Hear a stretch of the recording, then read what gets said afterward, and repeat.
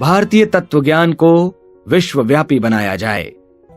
इस संदर्भ में हमें एक बार समस्त विश्व में फैले हुए प्रवासी भारतीयों का पर्यवेक्षण करना पड़ेगा कि उनकी इन दिनों क्या स्थिति है। इस जानकारी के आधार पर ही उनके साथ संपर्क बनाने के आधारों और कार्यक्रमों की योजना बनाई जा सकेगी। सब भेड़ें एक लाठी से नहीं हाँकी जा सकती हैं। हर देश में प्रवासियों की भिन्न परिस्थितियां हैं। उन्हीं के अनुरूप प्रचारक की योग्यता तथा तैयारी होनी चाहिए, अन्यथा वह असफल होकर वापस लौटेगी। ईसाई मिशनरियों ने इस संबंध में पूरी जानकारियां एकत्रित कर रखी हैं। जहां उनके कार्य हो रहे हैं वहां भेजे गए पादरियों को कार्य क्षेत्र की पूरी जानकारी दी गई है। इसके लिए उन लोगों ने सुविस्तृत खोजबीन की है और आवश्यक जानकारी देने वाले ग्रंथ छापे हैं। उसी ज्ञान के सहारे पादरी लोग अन्य देशों में जाकर वहां की परिस्थिति के अनुसार कुछ काम कर सकने में समर्थ होते हैं। उसी पद्धति का अनुकरण हमें भी करना होगा। हर देश की अलग न सही, एक ही स्थान में सारे संसार में रहने वाले प्रवासियों की स्थिति का, वर्तमान परिस्थितियों का सुविस्तृत चित्रण करने वाला एक ग्रंथ तो होना ही चाहिए। ऐसा ग्रंथ किसी दफ्तर में बैठकर नहीं लिखा जा सकता, वरन उसके लिए कम से कम एक दौरा तो पर्यवेक्षण के लिए करना ही होगा। दुर्भाग्य की बात है कि प्रवासी भारतीयों की वर्तमान स्थिति का बोध कराने वाली एक भी सर्वांगपूर्ण पुस्तक उपलब्ध नहीं है। जो बहुत दिन पहले छपी थी वे अब बहुत पुरानी हो गई है। जो सीमित जानकारियां उनमें थीं वे वैसे भी अपर्याप्त थीं। उनमें भारत से विदेश पहुंचने के कारणों और वहां उनकी दुर्दशा का भी प्रधान रूप से चित्रण था।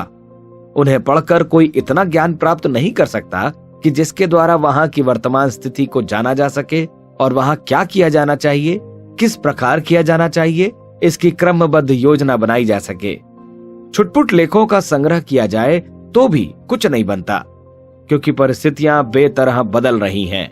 पूर्वी अफ्रीका के युगांडा देश में कुछ वर्ष पूर्व भारतीयों की जड़ें बहुत मजबूत थीं और उनका उस देश के व्यवसाय में अच्छा प्रवेश था। अब उन्हें वहां की फौजी सरकार ने पूरी तरह उखाड़ दिया है। वियतनाम में चले लंबे युद्ध ने उस क्षेत्र में बसे प्रवासी भारतीयों की स्थिति को उलट पुलट कर रख दिया है। अभी तक लोगों को बाबा आदम के जमाने की जानकारियां ही प्राप्त हैं और पुस्तकों तथा लेखों में हमें उसी की झांकी मिलती है। सच तो यह है कि इस दिशा में अब तक कुछ सर्वांगपूर्ण कार्य योजनाबद्ध रूप से किया ही नहीं गया। प्रवासी भारतीयों के संबंध में एक अच्छी पुस्तक सी कांडाये द्वारा लिखित ऑक्सफोर्ड यूनिवर्सिटी प्रेस तथा Indian council of world affairs द्वारा संयुक्त रूप से प्रकाशित की गई थी, जिसका नाम था इंडियन ओवरसीज 1938 से 1949। उसे पढ़ने से यह जाना जा सकता है कि लेखक ने श्रम पूर्वक जानकारियां एकत्रित की हैं। दूसरा वैसा ग्रंथ देखने को नहीं मिला। सन 38 से 49 तक का समय बीते लंबा अरसा गुजर गया। इतने समय में जो परिस्थितियां बदली हैं, उनकी जानकारी सुदूर नक्षत्रों से चलने वाली प्रकाश किरणों की तरह अभी तक हम तक नहीं पहुंच पाई हैं। प्रथम प्रयास हमारा धर्म प्रचार का नहीं, वरन विदेशों में प्रवासी भारतीयों की वर्तमान स्थिति, सांस्कृतिक आवश्यकता, उनके लिए अभीष्ट साधन जुटाए जाने की सूचना संग्रह करने की होनी चाहिए। हमें यह ज्ञान होना चाहिए कि प्रथम बार उस देश में जाने पर किन व्यक्तियों और किन संस्थाओं का सहारा लेकर किस प्रकार कहां पैर रखने की जगह बन सकती है और आगे किस प्रक्रिया को अपनाकर किस प्रकार क्या कार्य किया जा सकता है। यह प्राथमिक आवश्यकता है। वहां कम से कम 1 लाख रुपया मार्ग व्यय आदि के लिए भी चाहिए। पर्यवेक्षण का कार्य सुचारू रूप से कर सकने योग्य व्यक्तियों की अपने पास कमी नहीं, पर मार्ग व्यय के लिए आवश्यक व्यय तो चाहिए ही। उसे जुटाने का कोई साधन बन जाए तो समझना चाहिए कि आरंभिक चरण पूरा हो गया। संग्रहित रिपोर्ट के प्रकाशित होने पर विचारशील लोगों से यह कहा जा सकेगा कि तैयारी किस प्रकार की जानी है और उसके लिए क्या साधन जुटाए जाने हैं। यही सूचना उपलब्ध होने पर भारत का विचारशील और उदार वर्ग अवश्य ही उसका महत्व समझेगा और कार्य को आगे बढ़ाने के लिए योगदान देगा। मोटी रूपरेखा यह है कि प्रवासी भारतीयों के सांस्कृतिक पोषण के लिए हर देश की स्थिति के अनुसार उसकी वर्तमान मान्यताओं के साथ तालमेल बैठाते हुए वहां की प्रचलित भाषा में ऐसा साहित्य छापा जाना चाहिए जो उनके वर्तमान ज्ञान को ऊंचा उठा सके और भारतीय तत्व ज्ञान की विशेषताएं, गरिमाएं एवं उपयोगिताएं उनके गले उतार सकें। अन्य धर्मावलंबियों के तर्क और आधार आजकल बहुत विकसित हो चुके हैं, सामान्य बुद्धि को भली प्रकार प्रभावित करते हैं। उनकी तुलना में हिंदू धर्म के पक्ष में केवल घिसी पिटी परंपराएं ही शेष हैं। ऊहापोह और विचार मंथन का प्रश्न जहां आता है वहां हिंदू पिछड़ जाता है, क्योंकि इस प्रकार सोचा और बताया ही नहीं गया कि वह अपनी विशिष्टताओं को समझ सके और दूसरों को समझा सके। अपनी यथार्थ मान्यताओं एवं परंपराओं को ही हम भूल गए हैं। मध्यकालीन अंधकार युग की मूल मान्यताएं और विकृतियां हमारे पल्ले बंधी हैं। उन्हीं को हिंदू धर्म कहा जाता है।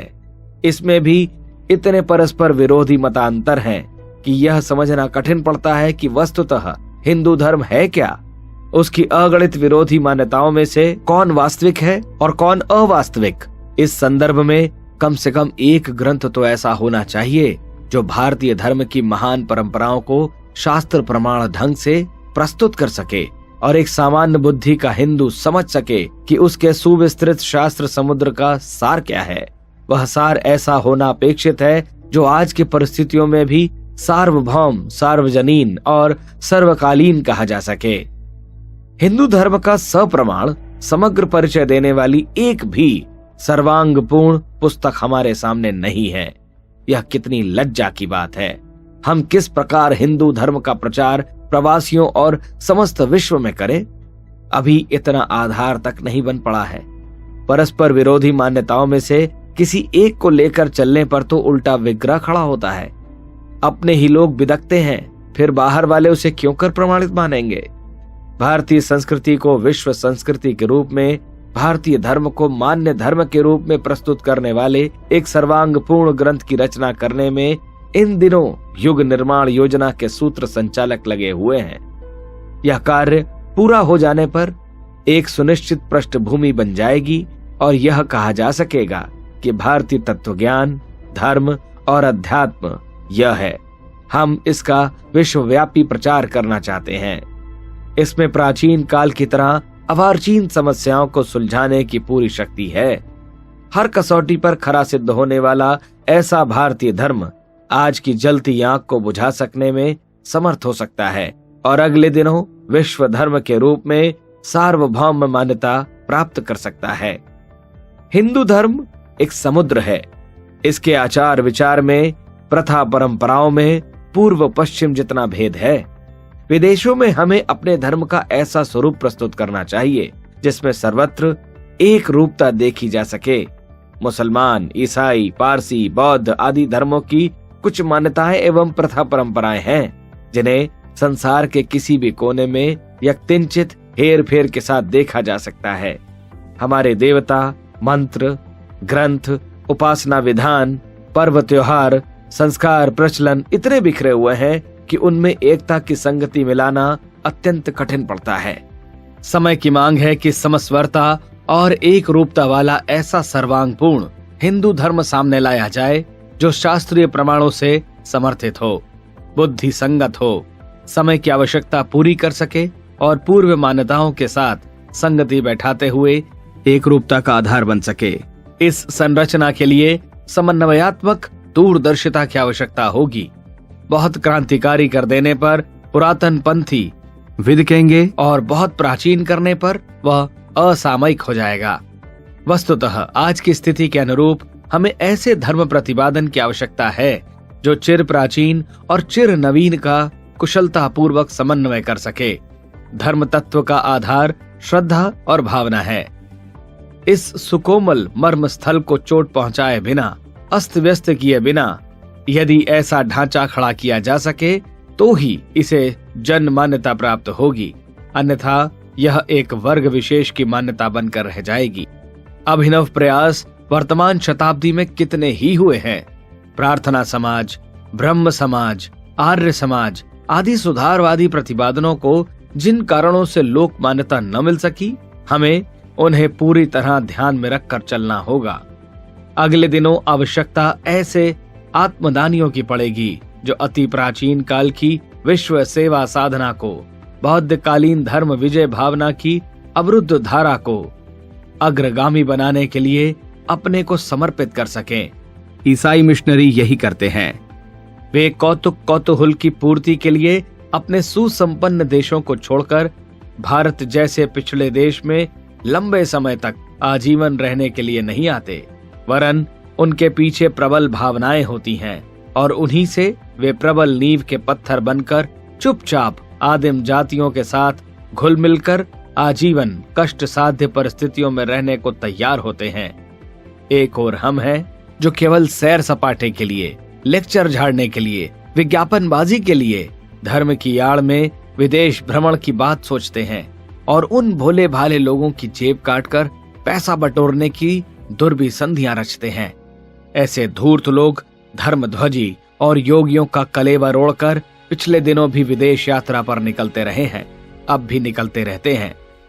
इसी घिनौने मार्ग पर हमारे लोग भी चल पड़े तो समझना चाहिए कि आशा की एक किरण जो बनी थी वह भी बुझ गई। तब समझा जाएगा कि हमारी धर्म बुद्धि समाप्त हो गई है और धूर्तता के अतिरिक्त हमारे पास और कुछ नहीं बचा है। हमें शौकीन तबीयत के उथली उछल कूद करने वाले शेखीखोर लोग नहीं, सुयोग्य आत्मदानी चाहिए जो ठीक ईसाई मिशनरियों की तरह अपना जीवन ही उस कार्य के लिए समर्पित कर दें, अपनी व्यक्तिगत महत्वाकांक्षाओं से पूरी तरह हाथ धो लें। इस वर्ग के अंतर्गत लोगों को उपरोक्त विशेष प्रयोजन के लिए लंबे समय तक प्रशिक्षित करना पड़ेगा और यदि वे निश्चित कसौटियों पर खरे उतरे तो उन्हें जहां तहां प्रचार करने फिरने की बंदर धूम मचाने के लिए नहीं, वरन किसी देश विदेश में लंबे समय तक रुकने बसने की तैयारी के साथ भेजा जाएगा। थाईलैंड में जा बसे स्वामी सत्यानंद जी का उदाहरण इस संबंध में हमारा मार्गदर्शक हो सकता है। वे उसी उद्देश्य में खप गए और भारत की आत्मा को थाईलैंड के रक्त में मिलाने के लिए अनवरत रूप से बहुमुखी चेष्टाएं करते रहे। उनका मिशन बहुत सफल रहा। अन्य देशों में भी ऐसी ही मिशनरी भेजे जाने की आवश्यकता है जो कम से कम प्रवासी भारतीयों में हिंदी प्रचार का, सांस्कृतिक परिचय का, धर्मनिष्ठा की परिभाषा की परिपक्वता का, पौरोहित्य का प्रयोजन पूरा करते रह सकें। इससे आगे बढ़कर उनसे उस देश की जनता को भारतीय धर्म में दीक्षित करना न बन पड़े तो वे उस महान तत्व ज्ञान को हृदयंगम कराने की पृष्ठभूमि तो बनाते ही रहें। ऐसे लोग अविवाहित होने चाहिए। उनके पत्नी बच्चों का खर्च वहन करना भारी पड़ेगा और वे इस जंजाल में उलझे रहने की स्थिति में कुछ अधिक काम भी न कर सकेंगे। भारत में रहकर भी विश्व प्रसार के लिए बहुत बड़ा काम करने की आवश्यकता है। उन देशों के उपयुक्त साहित्य का निर्माण, पत्र व्यवहार, भारत में इस प्रयोजन के लिए उत्साह उत्पन्न करने वाला प्रचार साहित्य, निर्यात किया जाने वाले साधनों की व्यवस्था जुटाना, प्रचारकों के प्रशिक्षण की व्यवस्था, विदेशों से भारत आते रहने वाले संस्कृत प्रेमियों का संपर्क, स्वागत एवं सहयोग, अभीष्ट प्रयोजनों के लिए विविध विधि परिचय साहित्य का प्रस्तुतिकरण, इन प्रयोजनों के लिए दौड़ धूप आदि आदि अनेक कार्य ऐसे हैं जिन्हें भारत में रहकर ही करना पड़ेगा। इसके लिए भी आत्मदानी ही चाहिए। वे गृहस्थ भी हो सकते हैं।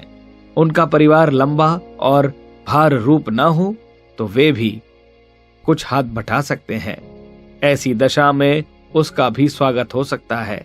पर जहां तक हो, इस प्रकार के मिशनरी प्रयोजनों में अविवाहित अथवा गृह निवृत्त वानप्रस्थ स्तर के लोग ही ठीक पड़ते हैं।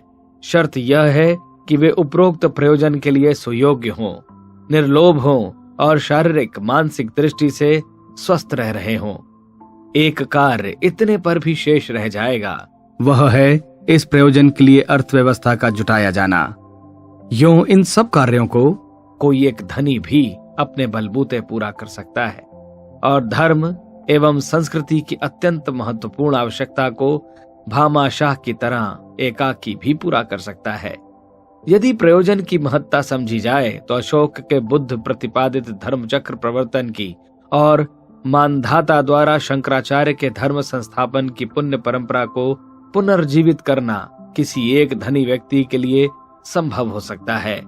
ऐसे सुसंपन्न लोगों की भारत में कमी नहीं है। यदि एकाकी साहस न जुट सके तो कितने ही छोटे छोटे सहयोगी मिलकर भी कन कन जोरे मन जुरे, बूंद बूंद से घट भरे वाली उक्तियां चरितार्थ की जा सकती हैं। इसके लिए जन सहयोग आमंत्रित किया जा सकता है और यह बात सही रीति से उपयुक्त व्यक्तियों को समझाई जा सके तो उसकी कुछ न कुछ पूर्ति भी हो सकती है। साधनों के अनुरूप कदम बढ़ाने की बात भी सोची जा सकती है। यूं बड़े और दुस्साहसपूर्ण कदम ही बड़े प्रयोजन पूरे कर सकते हैं, पर वैसा न बन पड़े तो न कुछ से कुछ होना भी क्या बुरा है। किसी प्रकार किसी कदर कुछ कदम तो हमें बढ़ाने ही पड़ेंगे। शुभारंभ श्री गणेश तो करना ही होगा। भगवान करे इस पुस्तक का लेखन और प्रकाशन इस प्रकार का उत्साह भारतीय जनमानस में उत्पन्न करे जैसा कि भूतकाल में हमारे पूर्वजों द्वारा विश्व कल्याण के लिए उमगता उफनता रहता था। इसी की संक्षिप्त सी झांकी प्रस्तुत पुस्तक में है। आशा की जानी चाहिए कि पाठक उससे कुछ ग्रहण करेंगे और सोचेंगे कि उस पुण्य परंपरा को पुनर्जीवित करने में अपनी स्थिति के अनुसार क्या कुछ सहयोग करना संभव है। युग निर्माण योजना इस दिशा में खुद कदम उठाने जा रही है।